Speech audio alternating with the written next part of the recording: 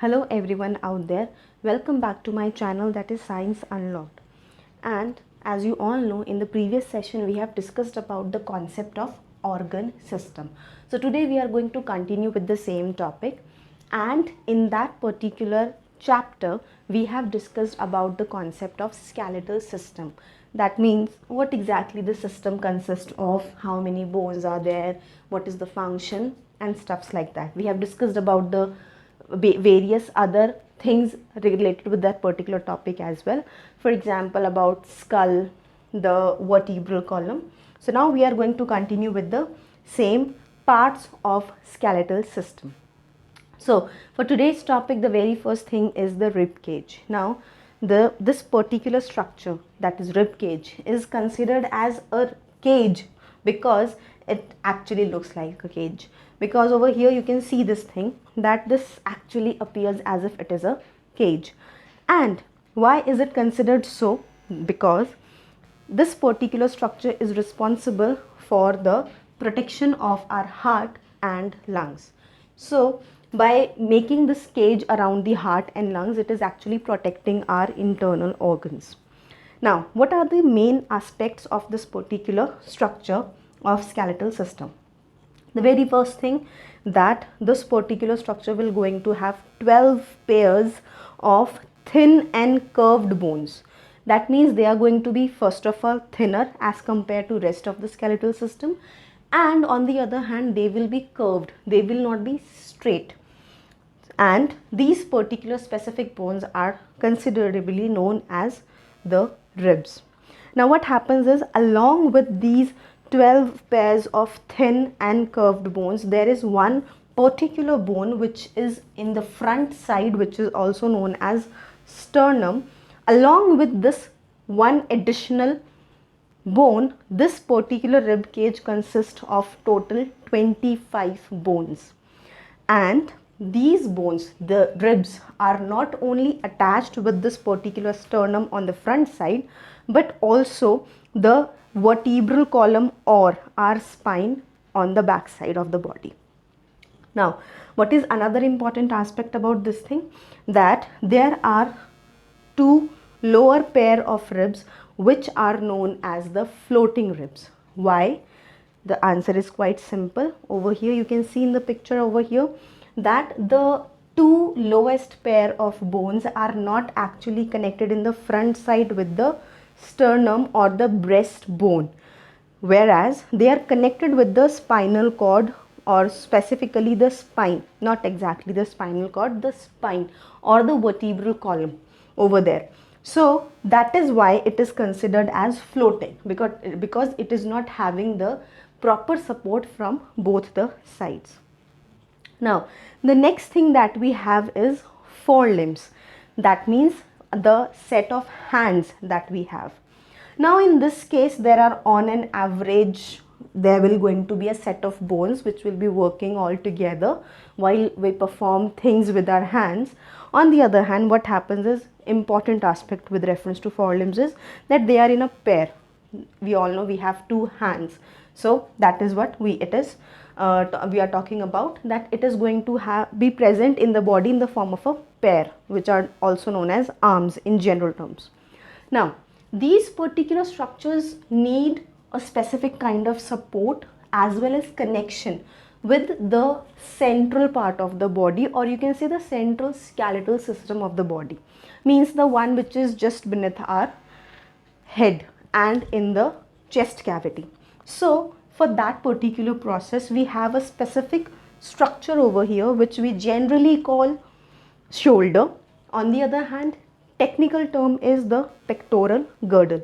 Now this particular girdle or our shoulder are basically providing that particular support, or you can say attachment point at the shoulder region over here in this particular region, because of which the hand is attached with the body, the rest of the body, and along with that, because of that particular specific kind of joint, the body is able to perform various functions along with the rest of the functions that we perform with our wrist, fist and the arm region.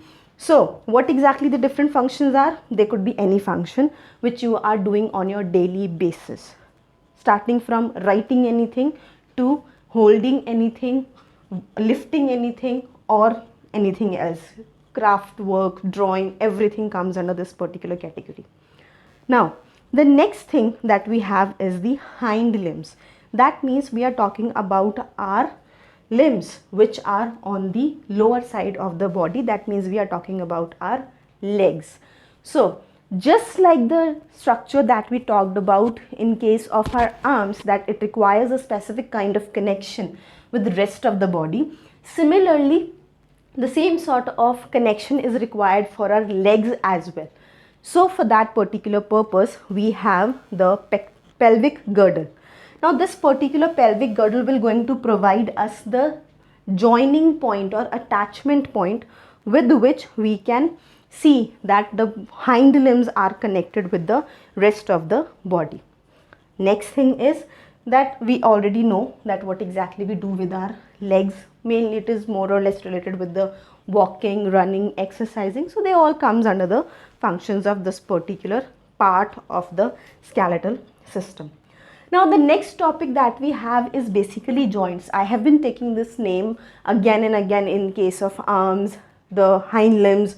So what exactly these joints are? These joints are basically junctions, or we can say these are the connections. As in this particular picture we can see that it is basically a sort of joint or connection, because of which what happens, we are able to make movements in case of our different kinds of bones and different set of bones. So we can say this thing that joints are very important for the flexibility of the body, because in spite of the fact that our body has to be rigid, our skeletal system has to be rigid because it is providing us the overall support of for throughout our life. So what happens is, along with that rigidity, with strength, we require some amount of flexibility also. Like if you want to write something, you need to curl your fingers. You cannot actually write without curling your finger or making a specific kind of shape with your hand. For that particular purpose, you need lots and lots of flexibility as well, keeping the strength of the bones intact. So joints are actually going to help us in doing all those things. So we can say this thing, that joints are an important part of the skeletal system, the whole system. Now, along with this particular joint, there should be some sort of connections. So these connections are generally done with the help of the cartilages. As over here you can see this thing, this red colored structure which is actually connecting the upper bone and the lower bone. So this pink colored structure is actually known as the cartilage, which is going to connect two or more set of bones collectively so that they can function in a collective manner, keeping in mind the movement, the flexibility and other aspects which with we can actually work our things, we can make our things go on in a better way. Now there is one another aspect along with the cartilage, that we have discussed this thing in the previous session, that in case of skeletal system, it cannot actually perform or make different kinds of movement without presence of muscles. That means muscles are something which are going to be an important connection of the skeletal system. They are going to have a specific kind of connection with the skeletal system. So these particular muscles, specific kind of muscles which are connected with the bone region or the different set of region of our skeletal system, they are actually connected with the help of the ligaments. So ultimately these two things, that is cartilages and ligaments, are helping us in making different types of connection either between the bones or between the bone and the muscle.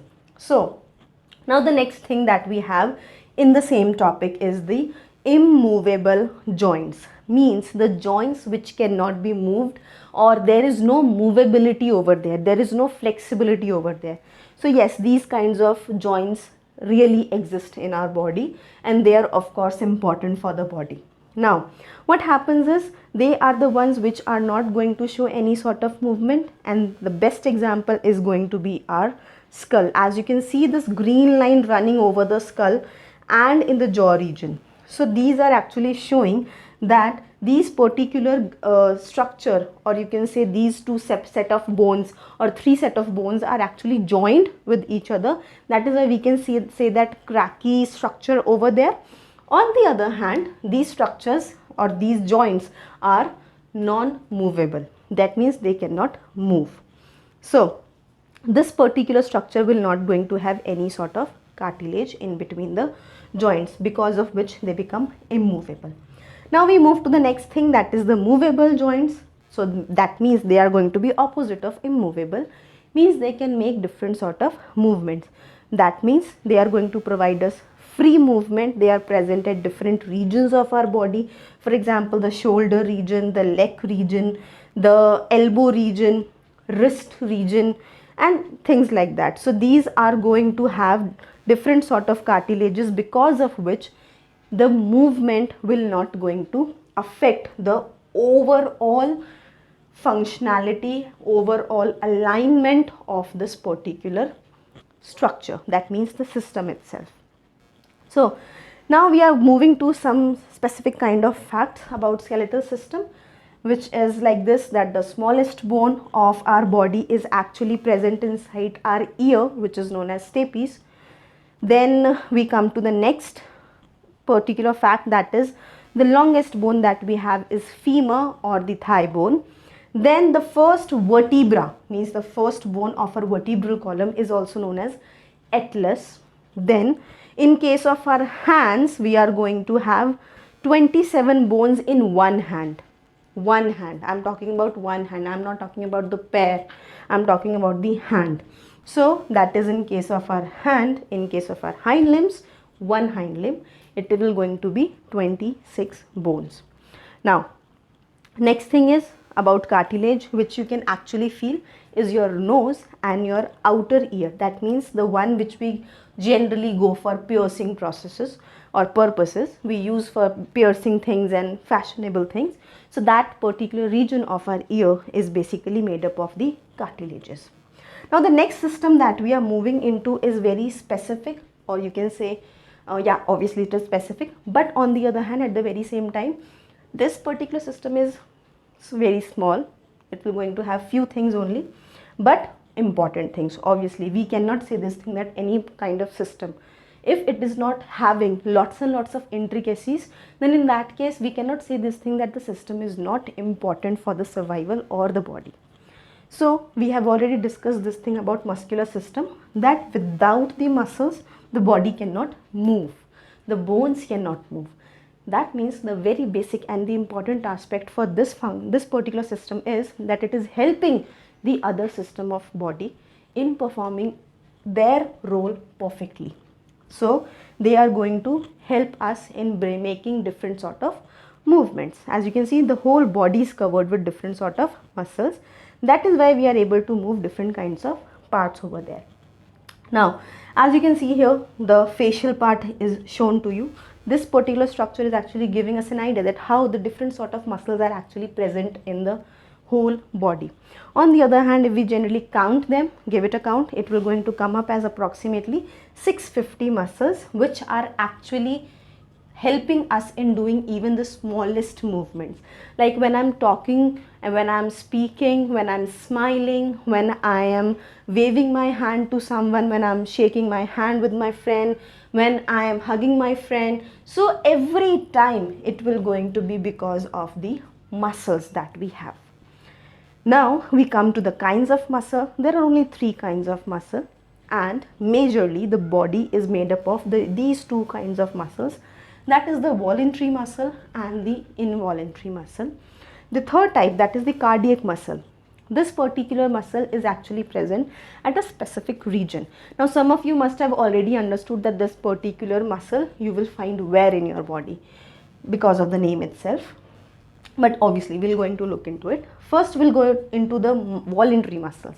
Now as the name is suggesting, voluntary means these particular muscles are under our control. They will going to work as per our wish, as per our control. If I want to move my hand, I will move these particular hands, and if I want to move my leg, I can move it as per my wish. So that is means that that particular region of the body is actually made up of the voluntary muscles.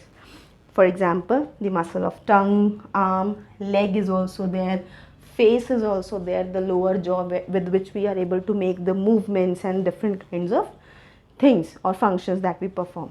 Now the next one is your involuntary muscle. This is completely opposite of the voluntary muscle. In case of involuntary muscle, it will going to be not under our control. So that is what is the specific aspect, or you can say the difference between the two.